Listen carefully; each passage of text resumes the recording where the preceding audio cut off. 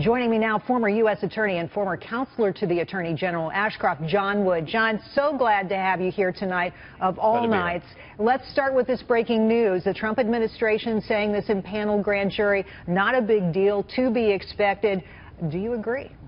I do agree that it's to be expected. My understanding is that pretty much every time there's been a special counsel, or previously under the independent counsel statute, that there almost always was a special grand jury impaneled. So this is not a surprise, but it does tell us a little bit about the investigation. Specifically, it tells us that it is unlikely that Bob Mueller's investigation is going to go away anytime soon, because news reports indicated that there was already a grand jury in Alexandria, Virginia, looking into issues related to Michael Flynn.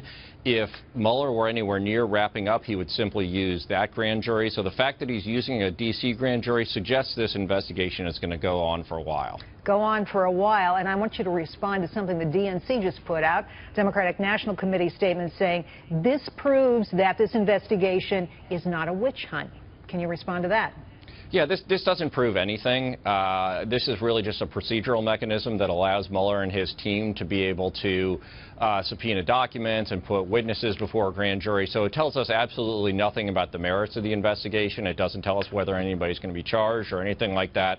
But as I said earlier, the fact that there's a new grand jury rather than Mueller simply using the one in Virginia suggests that this is not going away anytime soon. But there's another point here, too. They've hired a fellow named Greg Andrews, who, as I understand it, is a pretty heavy-duty attorney at Davis Polk. He's leaving his private practice to come and work on this investigation. What does that tell us about how important this investigation and how far along it is?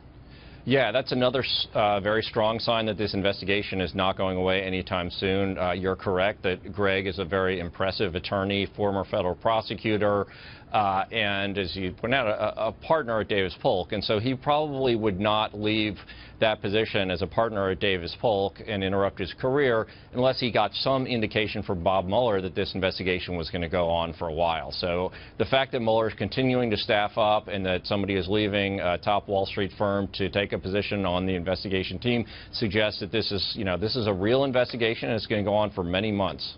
You know, I think a lot of people don't understand a grand jury. Very, very powerful tool, right? You can subpoena documents, which, according to Reuters, is already happening. They can put witnesses under oath.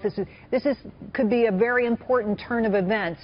Tell me, do you believe, and I know you've said just the opposite here, but doesn't that say that this investigation has some traction, keeping in mind here that there are members of Congress out there who are trying to put forward legislation that would protect Mueller?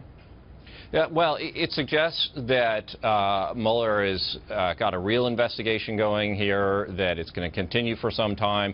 But again, the grand jury is really just, at this point, an investigative tool that Mueller and his team are using. So it really doesn't tell us anything at all about whether anybody's ultimately going to be indicted by the grand jury or whether there's any actual merit to any of the concerns that Mueller's looking into. It simply means that he is going to be continuing to investigate.